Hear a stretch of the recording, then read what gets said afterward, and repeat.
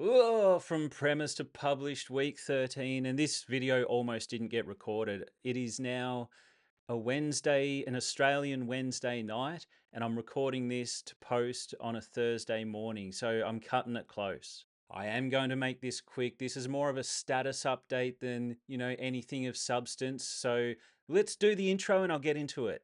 No fluff writing advice. Cut the fluff!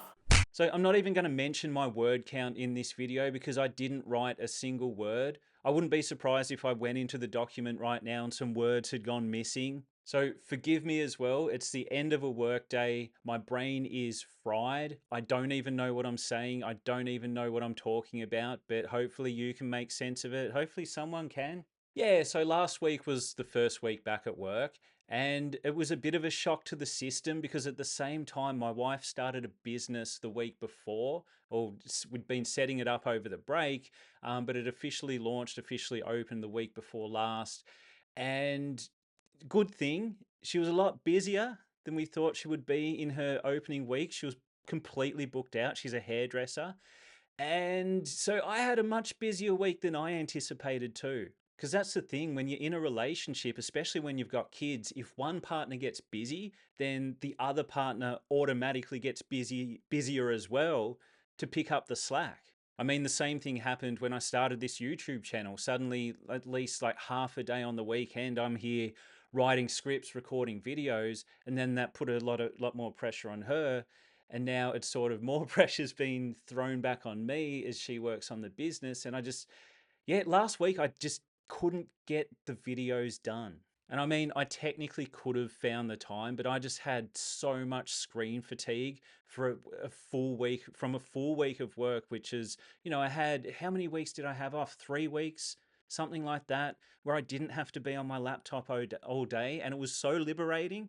And then suddenly you're thrown back into the pinball machine, being bounced in this direction and that, trying not to fall down the hole. And yeah, I was feeling pretty drained. So as things stabilize, my time's going to be pretty limited for maybe the next month or so, as we get used to the new, working situation with the business. Because it's like when you're running a business, it's not like, oh, you just clock off at the end of the day and that's that. No, you've got all the behind the scenes things you need to do at some point. But anyway, so it won't affect things too much as far as content goes. My plan is to put the writing aside for a month or two. If I do find time to sit down and write, so be it. If I don't, I'm not going to force it because at the end of last year, I was forcing it. I had to force it. It was the only way I was going to get anything done. But I knew I had that break coming up, so it was sort of like ride it till the wheels fall off. And when they do, you've got the 3 weeks or whatever to try and reattach them. And I did reattach the wheels, and I think they're starting to fall off again already. So it obviously wasn't a good reattachment job. Whoops. So instead of writing, I will be focusing more on reading. It takes a lot less brain power for me. I can get to the end of the day, hopefully get the kids in bed at a reasonable time, and sitting down to read just feels a lot more, it just feels easier than sitting down to write. I don't need to think. I just need to look at the words and the pictures appear in my head. I don't even know what I'm saying. I told you my brain is fried right now.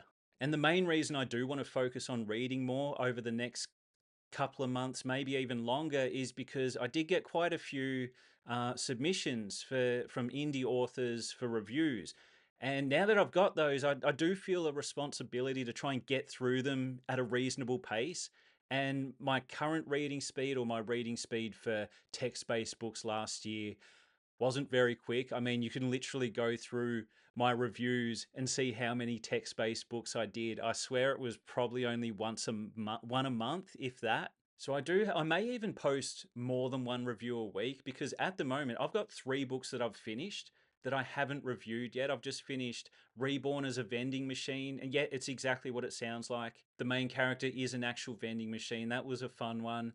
I've just finished I've almost finished reading Rotten Gods, which is a Diamond Hidden Gem Award winner from the Indie Fantasy Club.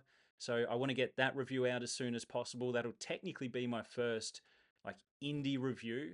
I mean, I think it is, maybe. And I've just finished reading 1% Lifesteal, which is I have some mixed feelings about that one. And now I'm ripping the band-aid off early in the year, and I've just started reading He Who Fights with Monsters Book 3.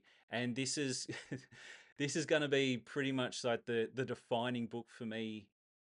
If it draws me in, if it delivers, I may continue with the series. If it doesn't, I'll likely put it on the back burner for a while. Could come back to it again, but yeah, we'll see. Anyway, the content will keep flowing. It's just the words won't. I mean, the words in my manuscript, if that makes sense. I think that covers everything. Let's just end it there. If you enjoyed this video, hit subscribe.